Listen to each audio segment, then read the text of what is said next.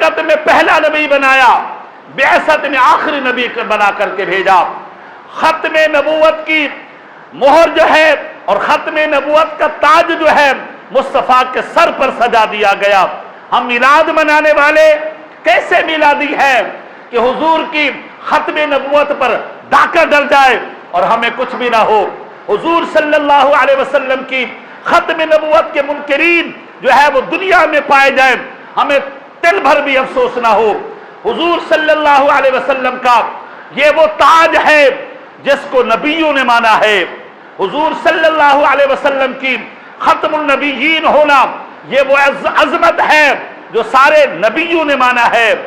اور پھر اگر ہم ختم نبوت پر بھی پہرا نہ دے سکے، ہم ختم نبوت کی حفاظت نہ کر سکے، حضور صلی اللہ علیہ وسلم دین ایسا لے کر کے آئے، فرمایا جہاد کے ذریعے اس دین کو جو ہے ساری دھرتی پر نافذ کیا جائے گا، دھرتی پر غالب کیا جائے گا۔